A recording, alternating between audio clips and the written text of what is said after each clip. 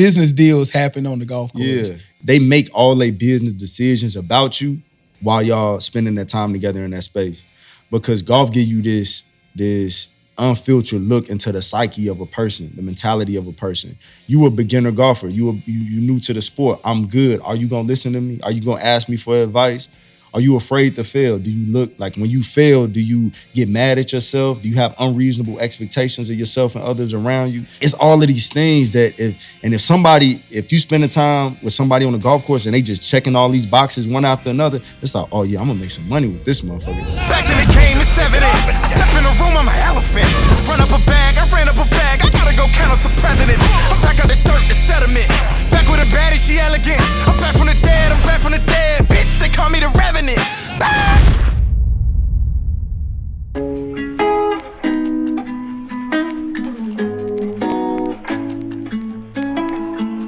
Zany boss, suicide door, brand new bag. College girls, give a nigga head in my raps. Rockstar life, so much money, I'll make you laugh. Hey, the bitch they hate, and you can't miss what you never had. Hey, off the juice, clothing got me tripping. Cut the coupe, walker roof is missing. Ice, lemonade, my neck was tripping. Ice, lemonade, my neck was tripping. A rockstar, pack up doors, tipping walls, hey. Add up raw, finit dogs, and bars, hey. I was 15, I took codeine with my dog, hey. So this is gonna be a dope episode because, we talked about this, like we're niching up, niching down in a couple different ways from where we started this thing, where it was like pro athletes. But I mean, shoot, no offense, you never made it to the league. I'm vertically challenged, so I never had a shot either. This every episode. Yeah, and but I think this is going to be super exciting because of not who we have on, but who we have on. Being able to absorb his content over the past couple, for me, months, and now really starting to hit stride. Just got cited in Hypebeast, I saw a couple weeks ago, as one of the top 9 Black entrepreneurs and creatives that are changing the game of golf. So that's crazy, man. Yeah. Because when you're talking about top 9 in golf, like Tiger's got to be up. I mean, Tiger's a pro, but like, nah, we're not calling Tiger a creator though. Tiger's just a game changer, at least a game changer. Yeah, 100%. So, I guess we should go through some of our housekeeping before we get too deep into this. I'm already chomping at the bit, but thank you guys for tuning into another episode. Please continue to like, subscribe, leave notes in the comments. Let us know how we're doing. That's how we keep growing this thing. It's Alex, Isaiah, and our guest today, Roger Steele. So appreciate you joining us, brother. Oh, no problem, man. We're gonna see what we can do out on the links later today. I'm a little nervous for that because he's on my team. I'm very judgmental, dog, but it's all with good intent. Yeah. So so judgmental as in you're gonna just let us know what we're doing wrong, or you're gonna help us fix it. See, golf get framed as like a gentleman's sport, right? So like everybody's trying to give you all these euphemisms for, oh man, it wasn't that bad, or you almost had it. I'll be like, nah, bro. Like, we should not be on the golf course and you should be getting lessons right now. Like you have no reason to be out here. So if I see something that makes me feel inclined to say that, I am gonna say that. So we were talking a little bit about this off camera, and we're already going off on our tangent, square one here, about like the etiquette and like typical golf experience, right? Yeah. Of like, it's very proper, and you see some of these prank videos now, people screaming on golf courses. Right, I saw one, I can't remember. He's got over 1 million. Drewski or somebody else. Drewski had one of the wildest videos. I'm like, oh, black people about to get kicked out of golf after that was early too. Hey, Drewski went crazy. Him and his boy. He went crazy. There was, I'll need to like look it up on YouTube while we're talking, but there was one dude, I swear, he's got like probably over 1 million followers, and he was taking golf lessons just at the range, and every single time that he hit the ball, he was screaming 4, and then like the there's this like tiny white dude in a bucket hat, And he's like, oh, he's like trying to like be patient with this guy. But he keeps like disobeying him. And then he like goes and he's like, can I get a snack? Can I get a snack? He's got like a bag of popcorn and he's putting butter all over it and then reaching in there and he goes back and he starts swinging and he loses his club in the tree and everything. So it's I don't even know why I'm going this far down this road now. But I think that that's a good point though, bro, because it's like the etiquette of golf is what makes it so unapproachable, right? Like the fact that there's all of these rules and unspoken rules and things that you don't know that you're not supposed to do until you find out the hard way that you're not supposed to do it. It's not like this little simple manual that you can hand somebody and be like, okay, these are the things you need to know to go play golf. It's like layers and layers of shit you're not supposed to do. And that make the game unapproachable. And so I think that a lot of this content is people lashing out at that, like, nah, man, I'm gonna do what the hell I want to do on the golf course, you know? And so a part of me get very afraid when I see stuff like that because, you know, over the last few years, golf then became my livelihood. So like when I see, you know, black people doing donuts and golf carts, flipping them over, you know what I mean, hitting people and stuff like that. I'm like, man, dog, this is not a good look for us because I want the game to be more inviting. But at the same time, I do think that golf needs to look at itself and be like, man, why are we making this sport so weird? Mm-hmm. Like it don't really have to be that weird, you know? I feel like a lot of other sports, you could kind of pick them up, just kind of, you know, dribble a basketball and just start to get it.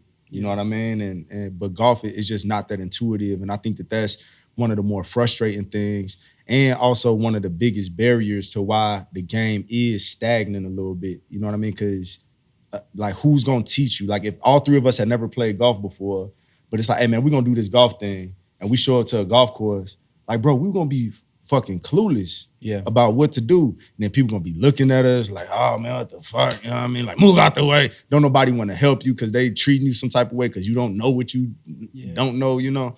And so I think that, you know, one of the things that we do need to solve is making etiquette digestible for people so that they're not as intimidated when they walk into a golf setting. You know what I mean? And I don't think it's that hard to do, but I don't think people have really taking on that challenge of making it super digestible and engaging to learn that type of stuff, you know? I'm really passionate about, I mean, you know this from working with me, I'm really passionate about taking a new or complex subject, not always complex, but most of the time new, and making it digestible for someone else to, I guess, experience, pick up, whatever, because it doesn't need to take that as long as, you know, the just trial and error method to become good or proficient or even great at something. Right. So the fact and that keyword that you're saying, digestible, is what so many people overlook for whatever reason, right? It's always fancy or doctored up or whatever. Like, just give it to me in layman's terms and help me understand it in a way that's almost entertaining versus lecturing. You know what I mean? Yeah. So talk about, if you don't mind, talk about your relationship with golf and like how all of this came about, because it's not like you've been playing this your whole life. But I have been playing. I've been around the game of golf for a long time. So, like, I'm from Chicago. My pops, he a Chicago police officer. He retired. He was a police officer for 33 years.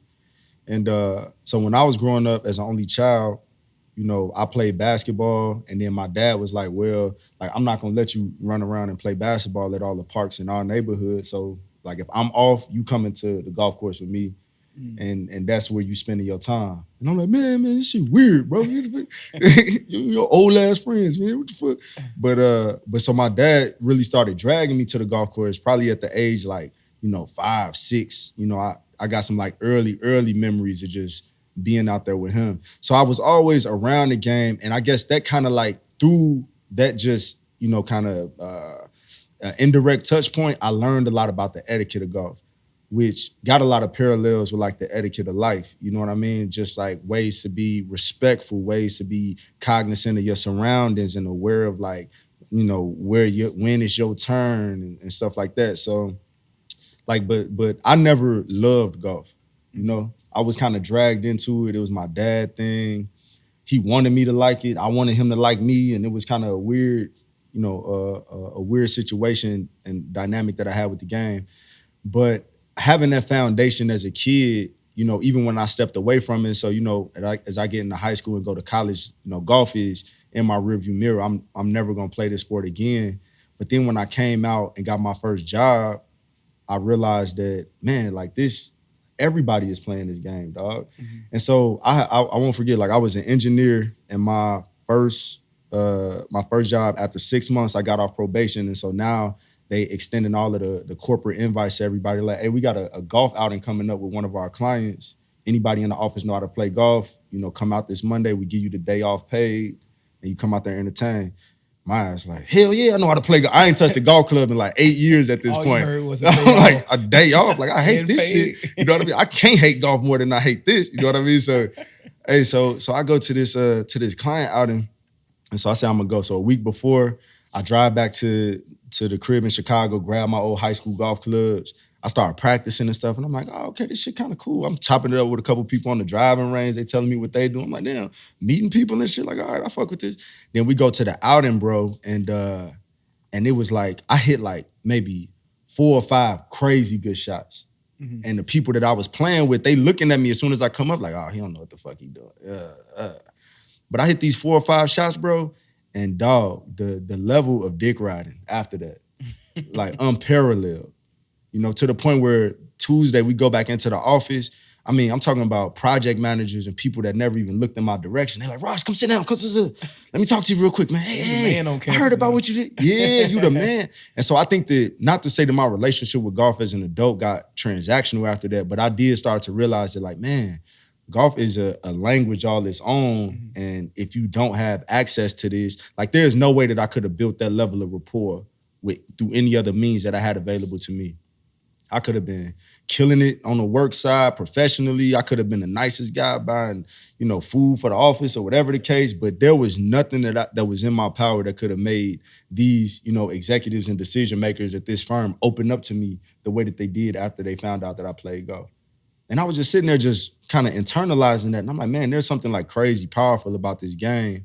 And from that point on, obviously, like, I started to appreciate kind of the intrinsic elements of it as well, like the stuff that I learned about how to be patient with myself, how to give myself grace, like how to get better at something, how to, you know, look at your performance and say, like, damn, you know, I need to work on this and that, and kind of diagnose, you know, what paths forward need to be. It taught me a lot about just self-improvement, you know what I mean? And so I started to appreciate the game in those types of ways, but I also, like, I became hyper aware of how advantageous it was to be around the game of golf. And I mean, that was probably like 2013 2012, when I kind of picked the clubs back up for the first time.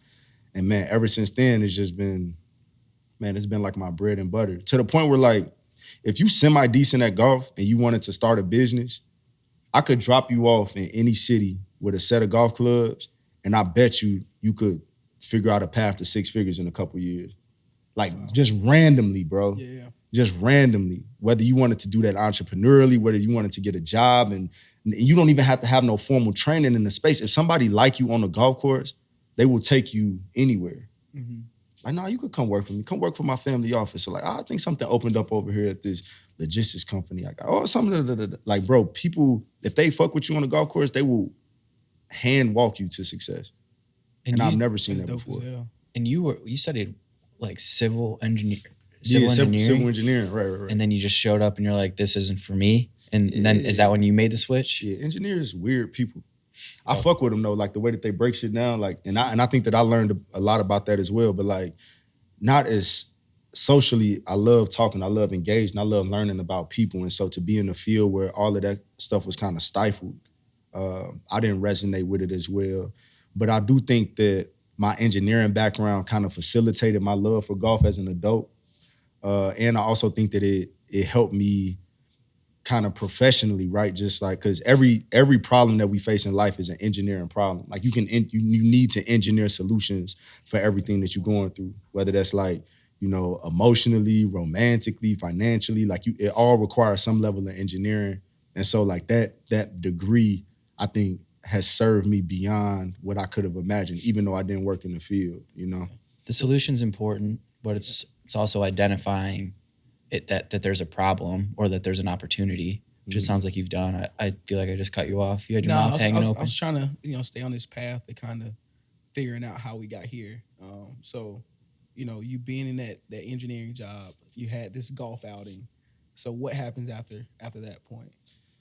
like, so now the invites start rolling in. Like, you know, I play in this one golf outing. People in the office find out I could play golf. They members at different country clubs. And then my network just started to like grow organically without no effort. Like, it's this dude take me out to play his country club, and he introduced me to a member at another country club who introduced me to this dude that do that, and da-da-da-da-da. And so, you know, at the end of the day, you play maybe 12 rounds of golf and you done met 20 people that are probably more important than, like, not more important, you know, to you, but more significant in whatever your ecosystem is than anybody in your phone book. More influential. More influential, yeah. Yeah. Much better word. Yeah. But like you meet influential people like that, and they like you. Take my number down. Hit me up. I'll be in town this time. Just because you can swing a golf. Just because I could swing a golf club, bro. Wild. It was crazy. And it was like, so now I'm picking their brains, right? Because, you know, I'm from Chicago. We hustle. We trying to, you know, always improve our situation. And so I'm like, I'm looking at engineering, and I'm looking at like my boss, you know, the project manager for the things that I'm working on. I'm like, all right, it's gonna take me 20 years to get his spot. Mm-hmm. You know what I mean? I'm looking at it like, damn, it's gonna take me a long time. And he not even enjoying his shit that much. And he here before me, and he leave after me. I don't really like, bro, quality of life like that. Hair falling out and shit. You know what I mean? Like I don't really see that for myself, you know? And if you think about it, you in that space, I can hate on the corporate ladder all forever, but like you're think about it from like a business lens, especially as us entrepreneurs. I mean, I like to think I have better cultural and, you know, ethical standards than paying someone the bare minimum to do. Like, no one's going to just be like, hey, Jim, you're doing great. I'm going to give you a raise. Like, no, if you're not complaining to me or threatening to leave, I'm not going to pay you more than what you're accepting now. Like, Right. I'm not trying to fix nothing that's not broken. Right. So that's just toxic to me in the first place. Yeah. And so I feel like that's a good opportunity to switch more into like your creative or a creator role. Yeah. Because you have some crazy cool partnerships. Range Talk. We were watching the Range Talk episodes, like one after another, laughing back and forth with some of these conversations that you're having with Steph Curry, Big Wit, Andrew Whitworth, the GOAT, business GOAT we call Larry Fitzgerald. Every single warm-ups episode, Larry Somebody comes up reference Larry, bro. talking about how he's the Tom Brady of business and Bro. what he does for his teammates.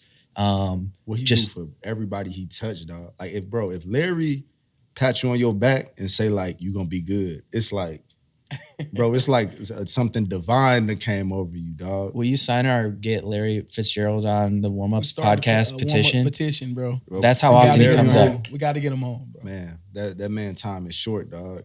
I just be sending them texts like, hey, bro, like, I'm just telling you, I appreciate you, bro. I ain't even got nothing to say, dog. That's going to be our first FaceTime episode. Bro, and it's gonna be 3 Literally minutes. 5 minutes. Hey, he give you that 5 minutes though, bro. It's an impactful 5 Cool. minutes. Once he understand what you got going on and how he could, you know, fit you into, you know, his ecosystem of opportunity, man, that I think that like becoming friends with him has been something that's drastically impacted not just my perspectives, but also just, you know, the people that I have contact with and just the confidence that you move with as well. Yeah. You know, like to the people that really know, you know, it's kind of crazy. I was playing golf with some kids up in Minnesota. I did this thing at the 3M Open. And I was talking to these little, like, you know, grade school kids, like, man, I'm about to see kick it with Larry tomorrow, Larry Fitzgerald. Yeah, Larry Fitzgerald, like, I heard of him, but I'm like, oh, bruh, oh boy, if you only knew, dog, if you only knew. But I've never met somebody, not to get too far off topic, but somebody that's like that athletically gifted, that emotionally intelligent, like that much business acumen, like that caring as far as, you know, relationships, networks, and that intentional about demonstrating care.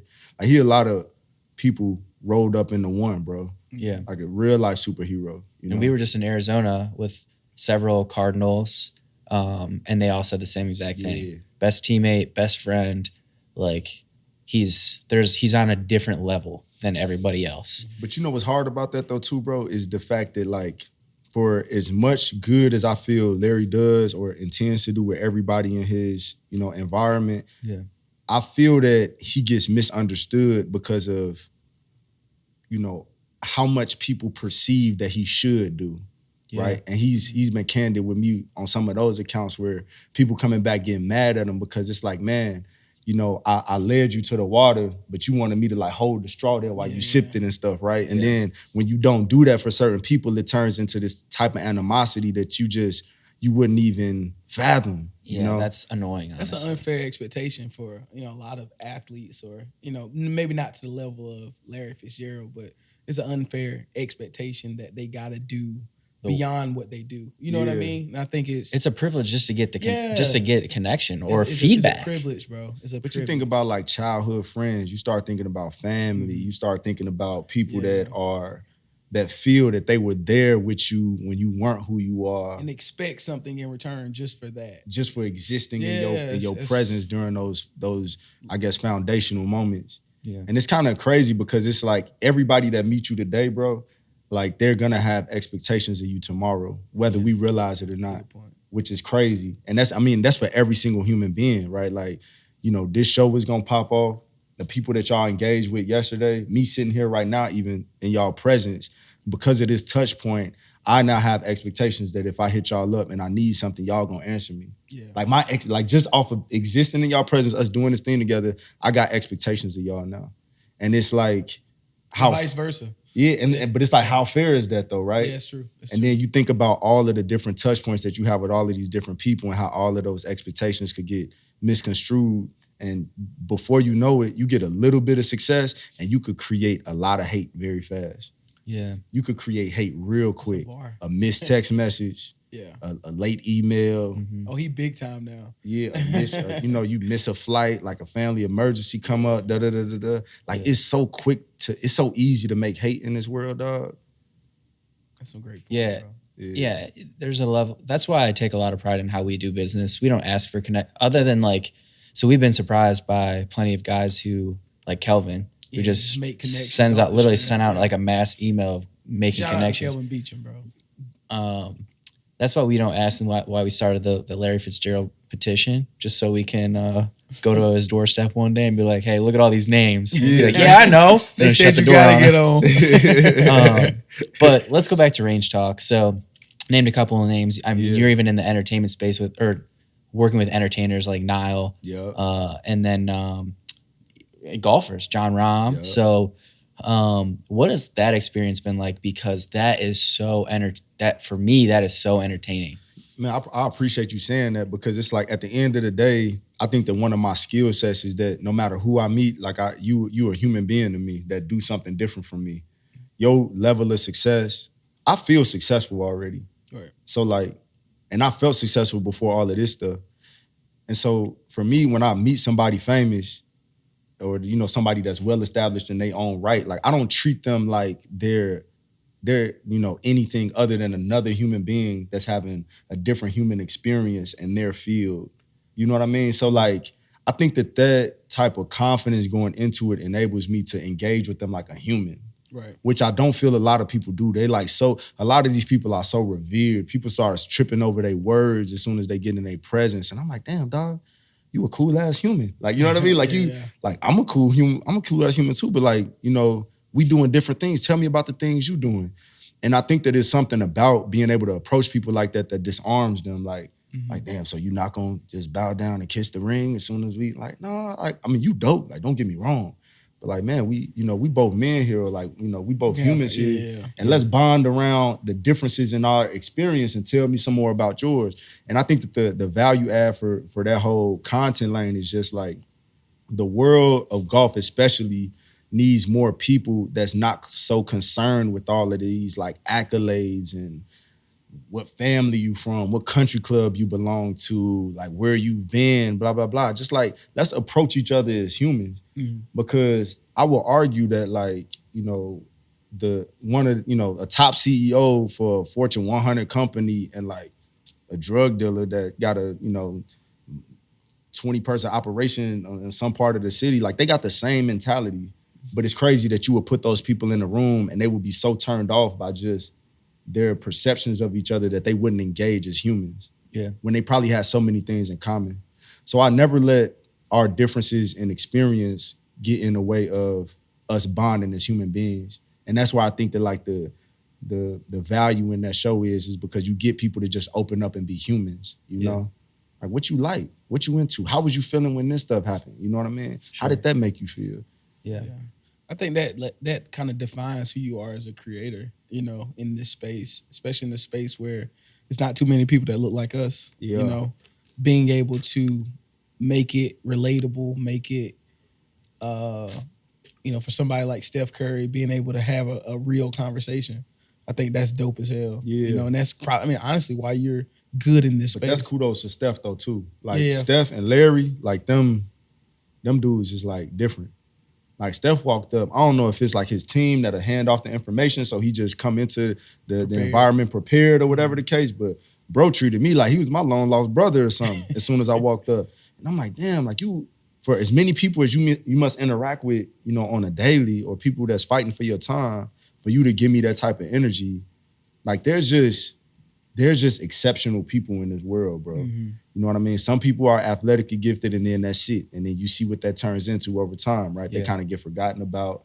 You know, they don't really have no staying power from a brand perspective. But it's like a few athletes and a few people in this world that kind of transcend all of that stuff into this like rare, exceptional person category. Yeah. And I think that like people like Larry and people like Steph, they two special ones like all the way around. Mm-hmm. So you just mentioned like, you know, it's difficult or interesting for people that look like us to get involved in the game. We talked a little bit about us, as in you guys. Sorry. I'm like, what the fuck is bro? So us, I got I guess maybe the asterisk. swag. Yeah, Us that's how you gonna pull it together. Like I guess we all dress similarly. Man, the that's Bass funny. Pro Shops have it. Yeah. But so like what I'm getting at here, or trying to get at here before you guys drag me down, is you know, the importance, or we talked about the etiquette piece and how it's important to you from like a professional development lens or even personal. But how are you planning to continue to open doors for, you know, the Black and brown faces and women, and give them access in this sport, or even potentially interest? Well, I think that like I got this concept about everybody get your 15 minutes of fame or something like that. Yeah. Mm-hmm. And it's like, I was thinking about, man, I got a lot of decent traction right now. The golf space is small and it's very niche, but like in that space, like, damn, it's like I got a decent amount of traction. And you start thinking conceptually about like, okay, like, damn, Rod, you getting your 15 minutes. Like, what do you do with your 15 minutes? How do you extend your 15 minutes? And the only way to really extend that amount of time is to share it with other people. And then when they get theirs, they share it back with you, right? So like collaboration is the only way to stay relevant, like in any capacity. Yeah. You know what I mean? In anything that we do in life. Like people are only gonna want you for so long. You have to figure out ways that you can collaborate, hand off introductions, you know, show up to events and invite people to events. But there has to be like this collaboration within the ecosystem if you want to stay in it, you know? And so that's what my approach is. Like collaboration is king. So anytime I see somebody that got something dope going on, instead of saying like, damn, I'm trying to force them out, like, it's like, bro, how can we work together? Like, man, let me do something with you. You trying to do something with this brand that I work with, let me make the introduction for you. Let me do this. But being of service and collaborating is how like I plan to open more doors. Cause it's like Hypebeast did that thing where they said I was one of the most non-influential creators, Black golf creators or whatever the case. But it was a long ass list of people that I thought could have been put on that list. Right. And it's like, well, okay, they gonna give me my little 15 minutes. And then it's like, how do I share that 15 minutes? And so then when I posted about it, I talked about 9 other people that I thought was, you know what I mean? But it's like through collaboration, then I also solved the problem of letting people engage with people that they may relate to more. I'm not everybody cup of tea. Like, you know what I mean? Everybody not gonna see the content I post and just relate with it. You know, my experience is very unique to me. But there's other creators from different cities, from different backgrounds, socioeconomic, lifestyle, whatever the case, that also need, you know, space and opportunity to have their stories and messages amplified. And so as long as I could be a part of that, somebody hit me up and they talented, I'm like, bro, I'm gassing you up. I'm your biggest fan now. So I was about to push back on you on the collaboration thing because my devil's advocate would have been, the do good, the community collaboration, if you will, and being a servant to people. Basically, Mr. Beast is going crazy with stuff like that on YouTube and whatever. But you beat me to it, and you wrapped it up into your point of supporting other people, helping them realize whatever they're trying to build or grow into. And I think that says a lot about you that you make that a priority. And I know I'm also very petty though, bro. So like if I show you some love and you forget, I'll remind you.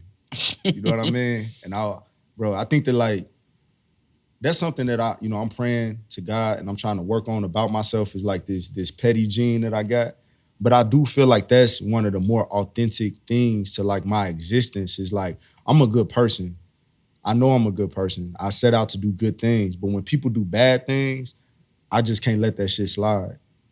And I think that that's like one of my biggest maybe faults or like one of the things that I haven't really understood how that is gonna hurt me in the long term. Mm-hmm. But like when I see somebody doing some weird shit, I just can't let it slide. That's a piece with doing like collaborations. Now you're going into someone else's world. You're taking on how they do things or do business. So it kind of puts you at a almost a disadvantage because now that you're giving them the opportunity to not be a solid person or do solid things or how you would do things. You know what I mean? So now you're in their world when you do these collaborations. So it is. And I mean, but y'all in the world that y'all creating for each other too though, right? Sure, like, and so it's like it's us and we trying to figure out what this chemical reaction is gonna be, right? Mm-hmm. Like I'm a chemical, you a chemical, let's put us together. See what we create. Is it positive? Yeah. You know, what comes out from it.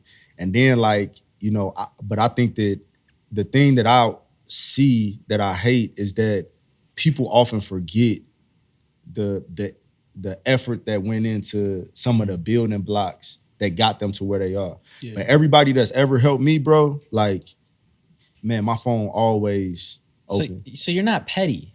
You got the definitions mixed up. I got boundaries. That's what it is. I mean, it sounds like you have a damn big heart to me. Yeah. Like there's pettiness, which is, in my opinion, has like a negative connotation to it. But I think you just have your shit together. You know very clearly who you want to work with and what your boundaries are and what your ethics are and like what it's not pay to play over here. Yeah. You have to be a real person, a real human. Be real. And to me, that's just you knowing who you are and who you fuck with. And the big heart covers all of the bases in terms of being inviting and working with those people. You didn't have to sit down with us for this interview. You got better stuff to be doing. You got a haircut to get later today. Yeah, bro. This bucket saving me, dog. Swag be very functional sometimes. Yeah. So I don't know if this is relevant because I was basically blindly given information saying that while we're on the community topic of like a Piston story that I don't know about. Is this relevant to our topic of conversation right now? I think that it's just relevant to the fact of like where golf is and where the opportunities in the space are. You know what I mean? Like, I mean, we did this collab up in Detroit, and we met a couple Pistons execs that just walked through and they like, man, I like what y'all doing. Like, man, how do I find out more about this? You know what I mean? And this is just the power, the game of golf.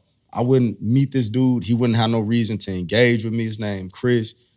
You know, like, why would we ever be in the same space unless I was attending the Pistons game, which I probably wouldn't. No offense. You know what I mean? For Chicago, you know what I mean? But no, they team solid. You know, this year they got a nice young team. But so like we in this golf setting though, we was able to come together as men and then we had the time to chop it up and engage, right? And so then from there, it turned, you go from meeting in person in a golf environment, now we exchanging emails. Now he put me in contact with a marketing coordinators who handles all their collabs and socials and things like that. And then it's like, okay, well, come to a game. Let me get you down on the court. Let's talk about collaboration. But like in a very short amount of time, I mean, this is from like June until October or November.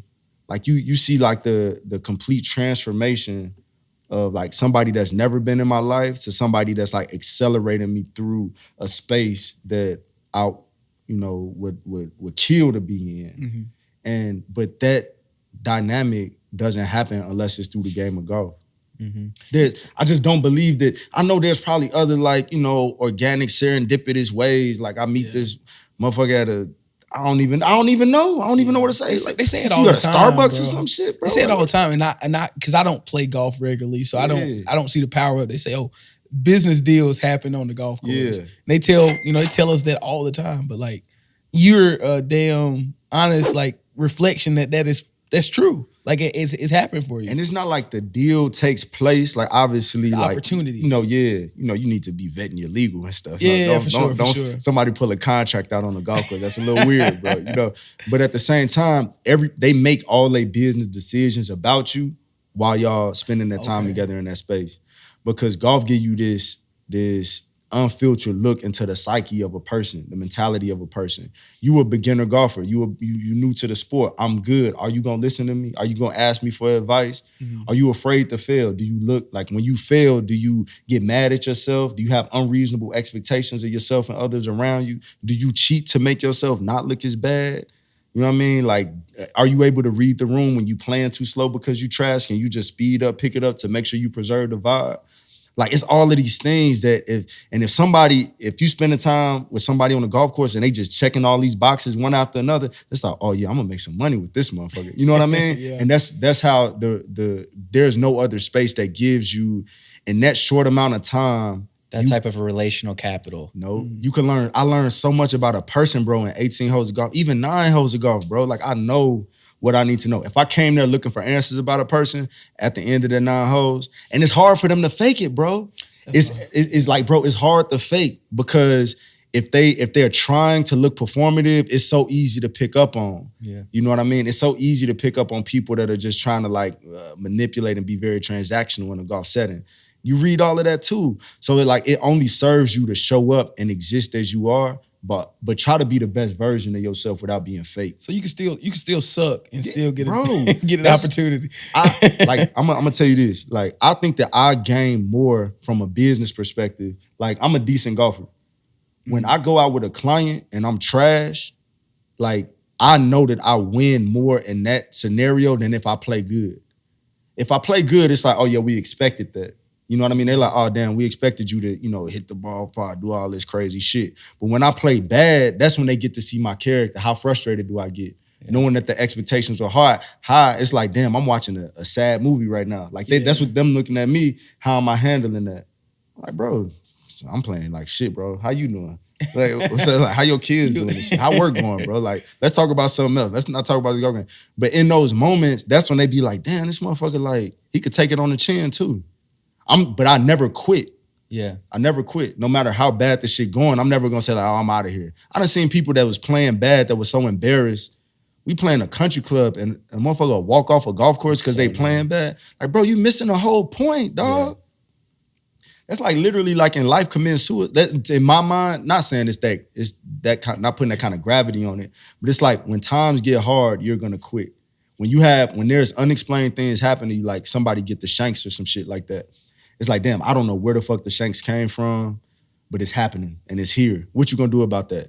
It's like, if you gonna run from the situation instead of like being a part of this experience with us, because this is a great opportunity for us to be humans and learn from each other, that says something about you. Yeah. If you not looking the way you wanna look, you gonna quit on me. I can't fuck with that. This is more than a life lesson. Yeah. So this is a big life lesson, but this is a lesson in business too, that like you cannot just like, I guess it's weird for me to say this because traditionally I feel like this would make me look soft. So I would just omit it or bite my tongue. But my whole life I've been a competitor. Yeah. I did not like losing, whether it was a game of Uno or, state championship, which I never played in. So I don't know why I went that route. But anyways, you get the point. But golf is the one game that I've ever played, and I'm trying so hard to think of something else where I was cool with not keeping score when I was, especially when I'm playing shitty. Yeah. But I was cool with continuing to just enjoy the process and just keep playing. It's 18 holes, like it's 4 or 5 hours of your time. Yeah. And it's all a lesson. Like whether I go crazy and I get it on the green, you know, in 2 swings, and then I 4-putt in somehow, like, or I'm having the best day ever, right? I've been able to enjoy the process and finish strong, regardless of how well or shitty I'm doing. And the metaphor is as deep as fuck, like with golf, bro, because it's all about intention. And that's what like life is about to me, is intention, right? Like in this interview, like I had these, you know, ideas about how this interview was gonna go. So I showed up to it with a certain intention. But now that the questions are being asked, like this is taking a different shape than what I originally anticipated. But this is still gonna be a positive outcome. And that's like the same thing with golf. Like I step up to a shot and I got this intention.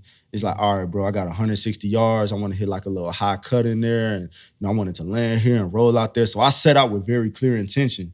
Now, what the fuck happens after that? Like, I don't know. But it's the fact that like I showed up with intention. How did the outcome and my intention line up? And then we just move on to the next shot. And I learned what I can from that. If I fucked up this interview and I was, you know, saying all this weird shit, like, man, I would be like, hey, Raj, like, you need to stop saying weird shit when people ask you questions. Like, hey, you know, like keep that shit. But it's like, but through that failure, if it goes terrible, I now can take that outcome and take it as a learning lesson and then not make that same mistake again. Got you. You know what I mean? And it's like, that's where I think the beauty in the sport is. Like, there are so few perfect golf shots hit, just like there are so few things that we as humans do perfectly in business and life or relationships, whatever the case. But we set out with these intentions, and then whatever the outcome is, we learn from the outcomes, and then that makes us better when we get into the next situation. And that's why it's like over and over again, like the beauty in golf is like the next shot. That's why it don't matter what the score is, like you were saying, because it's all about the next shot. Yeah. I could set up like, I'm gonna hit a 350-yard drive right down the fairway, and then I top the shit, hit it 2 yards. But over the next shot, it's like, okay, I'm gonna hit this one 270 down the fairway. You know what I mean? I could just immediately just reset a new intention. Yep. And then just try to execute against that. And that's the beauty of the game. And that's like what life is all about. Every time we fuck up, okay, damn, like I'm in a bad spot here. I need clearer intentions that are easier to achieve and shit. You know, so that's I think that's the beauty of this game, bro. I haven't even untapped all of it yet, but the way that it's helped me from a psychological perspective, dog, like this is the greatest therapy I've ever known. And this is quickly, Zay, shaping up to be one of my favorite episodes because I feel like we talk so much business without saying the words, the business buzzwords. Yeah. You know what I mean? Yeah. The underlying tones of this stretch so far, but I want to be able to do, justice to what you've been able to and what you're currently building as an entrepreneur. Right. And Zay's been talking to me all this time through our preparatory process about hype media. Yeah. And how excited he is about that. So I didn't know if you wanted to touch on that a little bit, Zay. Yeah. I mean, I think it's kind of been your core thing because it really ties in with your content creation. Yep. But no, I kind of want to get an understanding of how it started and where it's at now and kind of where you see it going. Man, and just like the whole, going back to that metaphor, how intentions and outcomes and, you just get more opportunities to make better choices as life goes on. But like, I never thought that I would be in the media or content creator or storytelling space. That was never my intention. Like when I was playing golf, when I just got into it from engineering, I was spending time around entrepreneurs. And I was like, bro, I need to fucking start a business. I didn't know what the hell it was. I mean, I done studied engineering my whole, academic career. I don't know no entrepreneurs. Yeah. Everybody I know that's successful just got a job. So I'm like, man, like I need to figure out this business shit, So when I get into the entrepreneurial landscape, I done saved up a bunch of money, right? This is 2014, 2015. I'm like, yo, I'm gonna do it. I'm gonna quit my job and start a fucking business. Bro, no fucking idea what I'm about to do, but I know, hey, bro, I'm gonna start me a business though, dog. I'm gonna start me a business. So I take like all my savings, bro, and I tried to start 2 different businesses. One was an apparel thing. obviously like black people in apparel. Like, wow, I don't know why we always go right. They always we go right. That's a quick first stop. You know what I mean? And then I wanted to start like a nutrition company. I was in the gym. I thought golfers needed to eat better. A lot of us be overweight and shit. You know what I mean? So I'm just like, damn, like somebody needs to make, Start with John Daly. Yeah, like somebody needs, the antithesis of John Daly and shit. You know what I mean? So those were the two areas that I wanted to jump in on. And I take my money and I'm like, I'm gonna start these businesses. And I lost that money so fucking fast, bro. So fucking fast. What was that like? Was that scary? Bro, what? Yeah. Dog. There's your life savings? Bro, I'm at zero, dog. Okay. I was at zero. I remember getting to, bro, my decision making from 2015 to like 2017, some of the most questionable shit. Like my dad was looking at me like, bro, like, did I raise you? Dog? Like, did you listen to any fucking thing I told you? And so, but I mean, it was just getting tricked by people saying that they could help you do this. Like I'm hiring contractors to do this, like working with the nutrition company, working with a bar manufacturer in LA that I never been to that was like the margins were shitty, the wrapping, it was, bro, like I had this dude that I was gonna make these shirts through and they was gonna be cut and sew and I didn't go test the fabric and then he made the shirt. I loved it. I'm like, make me 5,000 of those. You know what I mean? And bro, I get the shit. I watched the first one and it shrink 3 sizes, dog. Like unwearable after and all. I'm like, bro, what the fuck? You know what I mean? So it's just, I learned very quickly that I didn't have like organic entrepreneurial acumen. Yeah. You know what I'm saying? But like what I did learn how to do was because I was making all these contacts in the golf space, I was able to get pitch meetings with people that had money all the time. Like every time I played golf, it was with somebody that had substantially more money than me. So I'm always pitching them on my ideas. I'm like, all right, and I learned Adobe Photoshop and I learned how to use Premiere and I learned all these other, I bought my first camera and all this other stuff. But my whole thing was like, I need to get somebody to invest in these business ideas that I had. And so that's where my creative thing, kind of started to take root to the point where I'll be sitting down trying to pitch somebody on this idea and they'll be like, okay, like that idea sounds a little bit far-fetched and you don't have the operational experience to do anything like that. No, I'm not giving you money for that. Yeah. But I do like this video and this deck you put together. Who did that for you? I'm like, I did that, but that's not the fucking point, dog. I'm trying to get you to invest in this business. You know what I mean? But it was like after hearing that so many times, they were like, man, I like the way you told that story, but no, I'm not going to invest. I like the story. I'm not going to invest. After that, I was like, damn, maybe I need to start telling stories and shit. I'm a storyteller. But that's the same thing with golf, bro. It was like, damn, I want to hit this high draw. Hit it out of bounds right. Damn, I'm going to hit this high draw out of bounds right, in the water right. Hey, motherfucker, maybe you should have fade next time and aim a little left and shit. You know what I mean? And so that's what happened with it. So like in 2018, 2019, I meet this guy named Danny Wax. He like, hey, bro, like, he hired me freelance because now I'm living in LA. Don't ask me why. As I was bleeding out my life savings, I moved to LA. Yeah. Weird shit. But he see me and he like, man, I really like the way that you tell these stories. I was doing some freelance stuff for him. I'll give you some cash and open up my phone book for you so that you could, we could get this hype media thing off the ground. I'm like, hell yeah. You know what I mean? And so like, for me, even though that wasn't my intention, the power of golf was that I was around somebody that saw my potential enough to hand walk me to like, bro, the shit that you talking about not gonna work, but this might, so do this. And I was like, damn, okay, yeah, I got it. So, from there, that's when we start to get into like the storytelling spot. You know what I mean? I'm starting to create more ideas, something with the Gretzky's and Adidas. Like I was getting off to like some pretty good, traction. And just my whole ethos was like, man, I want to tell the honest story. Mm-hmm. I don't want to tell what your corporately fluffy mission statement is. And I don't want to talk about what all of these like fake altruistic things that y'all like. Tell me some real shit. Yeah. Like some shit that's going to really help me understand who you are, what you about. And so from a content creator standpoint, I was like, I'm going to tell the truth. And that was the whole, and because the truth is the most inspirational thing that we can tell. Whether that truth is bad, whether that truth is good, whether it's shady, the truth is literally the most inspiring thing that anybody could ever tell you. This is what I set out to do. This is what happened. Damn, like that's real information that I can learn from and I can grow from. And so that was the whole orientation of hype, was like, it was like help inspire people everywhere. I wanted to tell stories that force people to tell their truth because the truth was the most inspirational thing that I thought existed. That was good. Your other tool, right? It's the etiquette, it's the Yep, truth telling. yep. That's super important. So that's a little bit on hype. What about real talk? That's your other baby? And that was all through like real talk. So hype media, if you think about it, is just like the infrastructure through which I create whatever it is I create. And so that's like the umbrella. Everything that happens under that is just, you know, those are products of that Your ethos. personal brand lives under there too? Yep. Okay. Yep. Okay. Like, so it just houses everything. And so when I create real talk, the whole thing was like, how do we be honest? You know, I just wanted to be honest. I wanted a space for myself to be honest.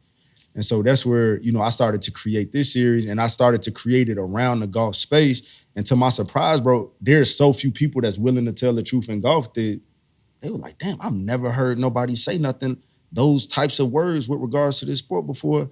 And then it just kind of opened up a whole new lane.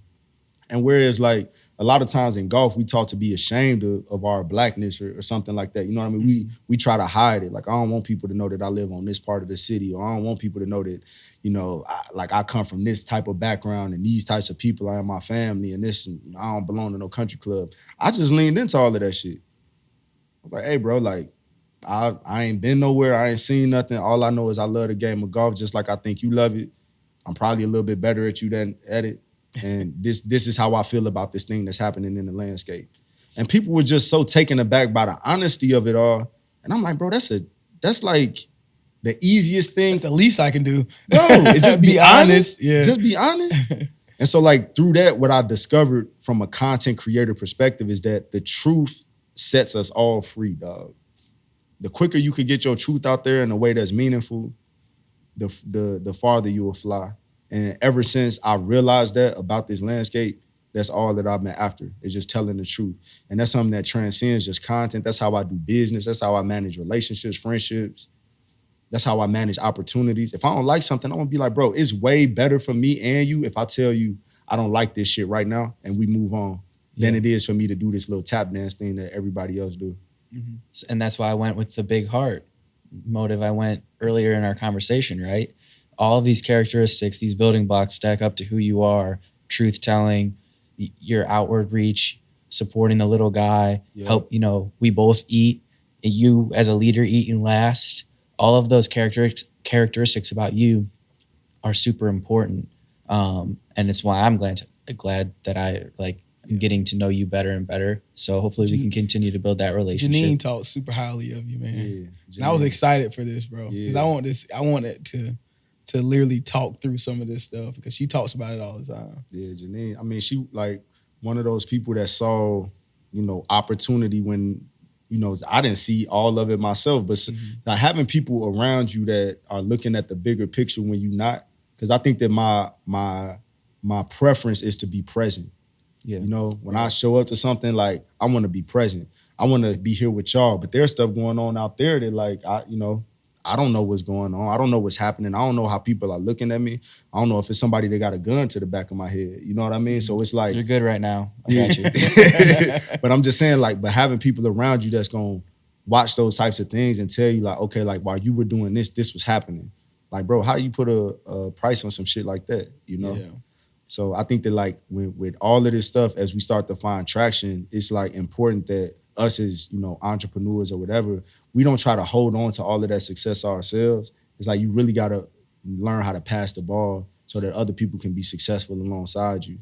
It's crazy to me that, like, you never, you know, saw yourself becoming a content creator because of how powerful of a storyteller you are. You have to get the storytelling pat on the back a lot because you are so good at it. I've noticed it in your content. It's blatantly evident as we're sitting here. And I don't know, I'm drawing these ties. And so I kind of want to understand, you know, your take on the difference between a creator and an influencer, because all these athletes that we talk to are built-in influencers, right? They can just they can land a brand deal like that because of who they are and the stage that they're on. Yeah. But it doesn't mean the same thing to be a creator. I think it's the intention though, bro. Like, I create for myself and the group of people that I want to talk to. Like, I more than a good storyteller, I consider myself like a good communicator. Like I like talking to people. I like understanding where people are with things. And so when I create, it's to send a message to those people that feel like I feel. You know, the word influencer, that's when it starts to become like very transactional, right? Like if my intention is to influence, how real is my intention? I want to sway you. I don't want to sway nobody when I create. I want to just present an idea to you and you tell me how that made you feel. Do you agree with it? Do you disagree with it? And let's all figure out where the middle part of this Venn diagram is. You know what I'm saying? And so I just think that a lot of the differences lie in the intention. I don't give a fuck if you don't buy none of the shit that I rock with. Like, the fuck? That's why, like, when I set my contracts up, ain't none of my shit sales-based. Because it's like, I don't give a fuck if you hate this shit after you see I got it, but just know I fuck with it. And that's like, when I create, it gotta come from a real place. A lot of people would take an influencer deal because it's like, I need a check. Yeah, I need some money. They gonna give me $10,000 to tell these people to go buy that thing. I'll do that shit. Fuck that. You know what I mean? Like, if I can't resonate with it, like I work with Dewars, you know what I mean? Like, and this is a Scotch brand. But like, black people drink Hennessy. But I don't fuck with like how Hennessy is forced on black people or the overconsumption message that's behind it. Like, we was drinking Hennessy like crazy, just turning the bottles upside down. But it's like when you drink Scotch, you know what I mean? It's not a cognac, it's a whiskey, but it's like we sit down, we cross our legs, we take our time. We be more intentional about it. And when I got explained, my boy Gabe that work over at Dewars, he was talking to me about like, man, this is how we drink Scotch. You know, we swirl it. We see how full bodied or light it is. We see if there's any notes, and then we take a sip. We see how that feels. I was like, damn, I was still getting fucked up, but I felt way more classy while I was doing it. You know what I mean?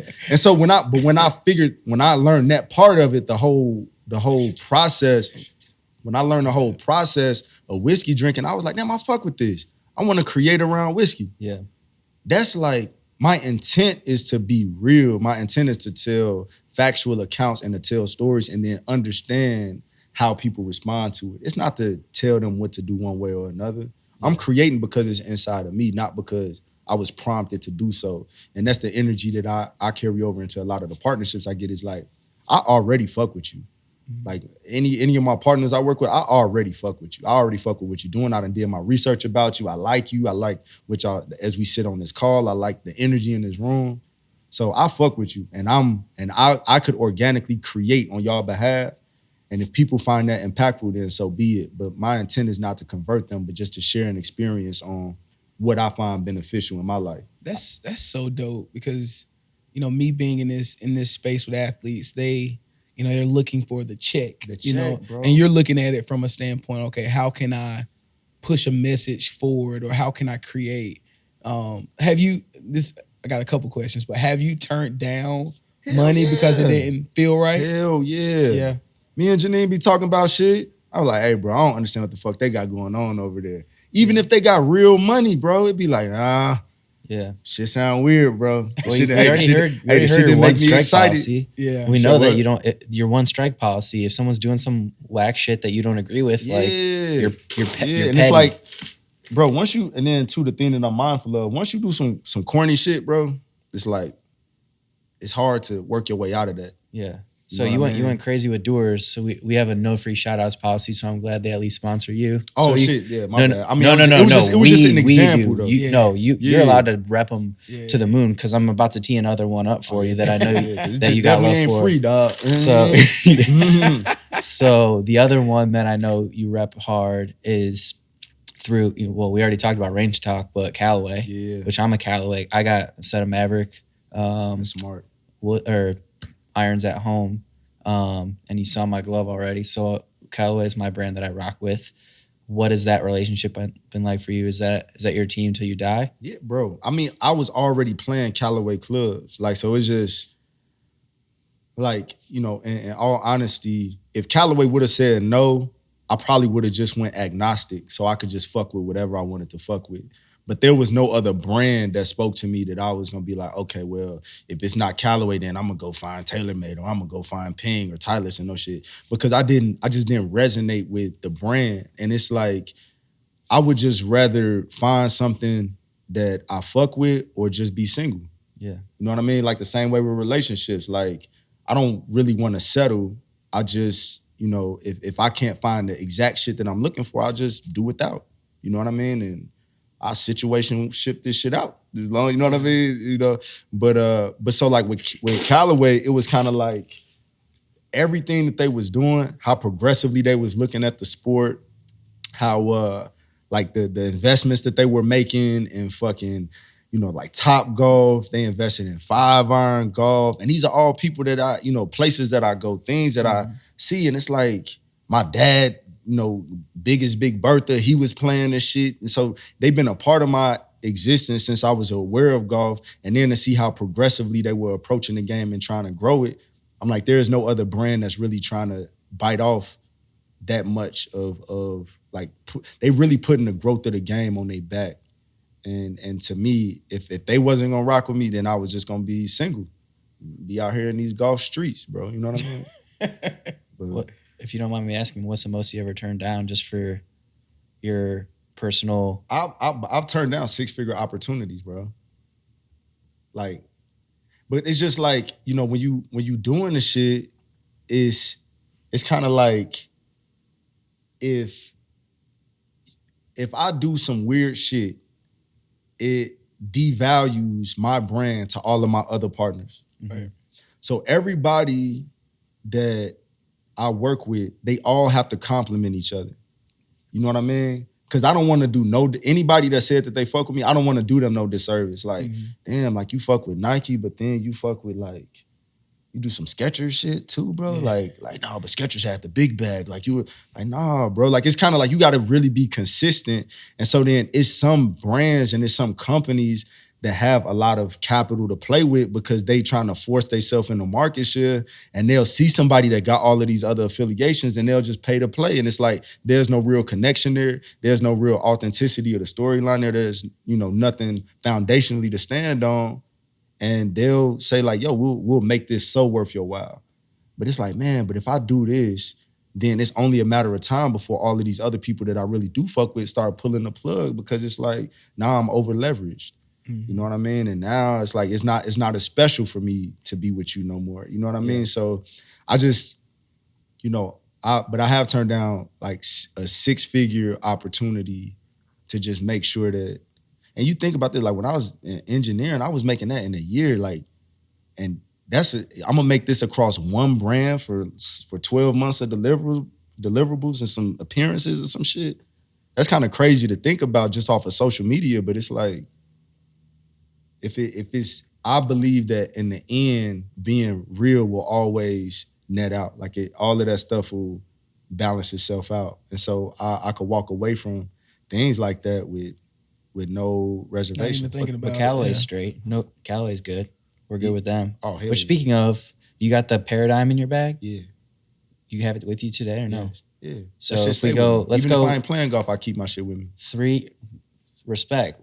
His sandbox homie, Torrey Craig, who we did an interview with, pulled a basketball out of his trunk. So I'm getting similar vibes here. He said, you always got to stay ready. He's just with you. The golf club's a little different, though. I ain't going to just put them in a car because the break-in situation in Chicago kind of crazy. Oh, yeah. We've heard That's stories. crazy. I always think about, like, getting carjacked in Chicago. It's like, I'm definitely going to be like, bro, I know you want to steal my car, but my club's in the back. And you don't even know what the fuck them things is.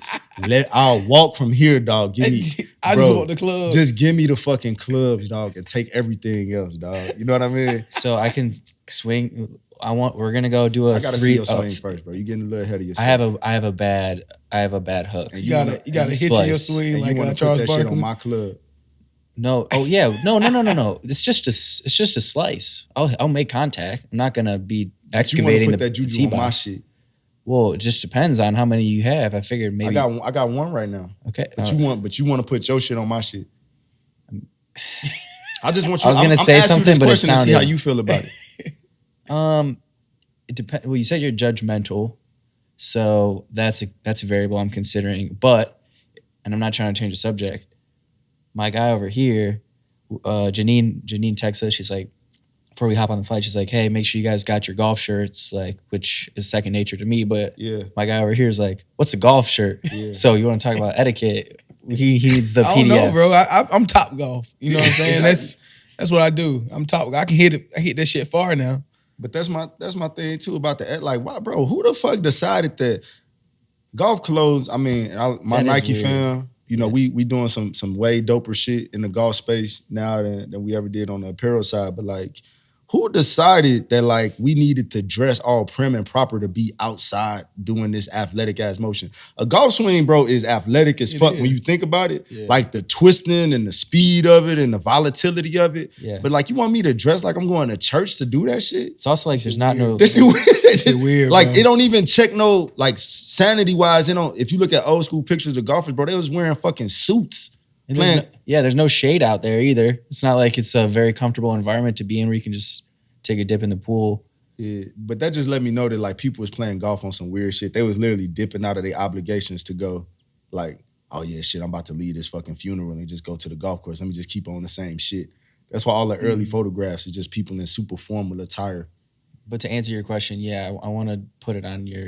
I just wanted you to be okay with what you were saying to me. I'll put a deposit down. Yeah, I'll put a deposit down, and just in case any funny business happens. You gotta do that. I just wanted to make sure that you was being intentional about what you was asking me. You saying that your swing is trash, and you know that my golf club is precious, and you want to put your trash swing. I'm spotty. That's like somebody when somebody try to get you to put your homie on one of their girls or some shit. It's like.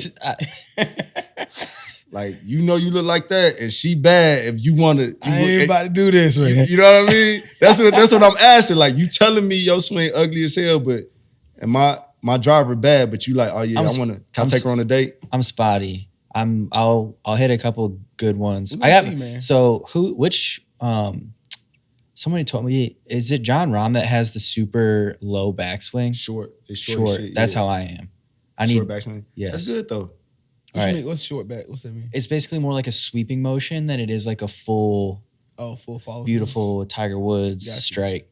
But like, he's so fucking strong that like normally people got to swing all the way back before they come through. So he stops like he stops short as fuck. Like his backswing short as fuck. Oh, okay. And he still hit it just as far as everybody else. I'd be like, damn, what if you took it back all the way? But that's a testament to why he's so good though. You know what I mean? Because it's like he got that type of self-control. Yeah. That's like some LeBron shit. You know, they sit out them games and stuff. You want to bring us home? Yeah, I think we had a good point. This is kind of my famous question we ask at the end of every interview, but I think I'm gonna kind of change it up a little bit because of some of the points you've made today. So for somebody, wanting to create or tell stories, what advice would you give them to do that? I would almost say like you got to turn social media off until you understand your own voice. Like, until you understand what's inside of you. Because there is an element of like, I have to be aware of what's happening in the landscape so that I could create content that's more compelling than the next thing. Mm-hmm. But a lot of people jump into storytelling using the things that they see as like, they internalize it as their ideas and their voice. And it's like, bro, that's not you, that's them. Mm-hmm. And you just internalizing that and you trying to repackage what you've already seen, and that shit don't work. So it's really like you have to be careful to make sure that you're listening to yourself first, the things that are inside of you first, and then you can storytell to compete against everything that's happening outside. But when the order gets reversed and you start saying like, damn, they doing this type of shit, like I could do that. Like when you storytell like that, is you missing the point. Right. Because they already exist. You know what I mean? Like I be telling people, it's no traffic when you in your own lane. Yeah. And a lot of people don't stop to figure out what their actual lane is. They just, like, they driving fast. I'm gonna just ride right behind them. But it's like, now you stuck behind them. You never gonna replace them because you're doing the same shit they do. You know what I mean? So I think that's like, if I've learned anything today about you, you know who you are. Yeah. And that's how you're able to, create this content that's different. That's how you're able to walk away from a 6-figure opportunity, because you know who you are and you know that opportunity is going to come back around in a different way that fits you better. Right. So I think that's powerful in itself. So. And too, like, I'm willing to, like, when the show is over, it's over, dog. Mm-hmm. Because I'm not going to start jumping through hoops to, like, extend my shit. You know what I mean? Like, I'm not going to start being weird because it's a trend and I feel like I could get some more likes if I switch genres. You know what I mean? Yeah. So it's like, when my time is done, like to be, have this little spotlight and recognition in this little niche space, and we just talking about golf. Like, no, I'm not talking about it on no global scale, but when my time is done, I'm gonna be like, cool, that's what I had. But I know that on the back end of that, all these relationships that I gonna have and the solidarity of them relationships, I'm gonna be good. Yeah. So I really don't carry no pressure with regards to creating, because it's like, I'm gonna be myself, and when being myself isn't yielding the type of traction that being myself that I hope it would, like I know that I could pivot into other things. That's fire. So it's like it's so dope to just be yourself, dog. But if people don't do the work of identifying who they are first, like you lost. Because even your success is not yours at that point. Like it's who you pretending to be, and that's not sustainable. Like faking that long is not sustainable. And I see a lot of people out here faking, bro. Well, we appreciate you coming on. Welcome to the WARMUPS family. Yeah, you here now, bro. You in the family now, man. This is nice. And for those of you who don't know, they got like 17 fucking cameras out here. This is a well. So yeah, that's a good note. We need to give some love to our production team, bro. Preston, It's cameras, Jimmy. Bro, the fuck. They know exactly what they're doing too. Yeah, this is clean, man. This don't seem like no warm up though, bro. This the game. Back in the game. Feeling like I'm about to hit a bomb. Something like about 300 yards. I'm about to drive that shit. How you say it in golf when you hit it far? I'm about to drive that shit. What do I hit with? Casting. Put the fucking shoe on this one. Hey, I'm going deep. Ain't this shit evident? Bitch, I'm the revenant. Back out the sediment. Bitch, I'm the real shit. Ain't that Lord Lost? That's that nigga from that rap shit. New air and my crown fitted, but I still ain't never on no cap shit. Been a captain of my own ship. Back when I ain't have jack shit. Lighting verses since I burned this. Got that week. If you really wanted to, you could go into Tracy McGrady's account right now and say, I love warm-ups. When I be passive, camera shy out in Cali, big life moment, couldn't even grasp it. All the stress took a toll, but when the credits roll, I'ma drop a classic. And my city got it blasted, gotta hear it from the rooftop. Flavor Flav, Big Daddy Kane, I'ma walk around with a jukebox. All the blood, sweat, and tears over all the years, but I found a new stock. All the blood, sweat, and tears made me go Kirk Schilling with the tubes out.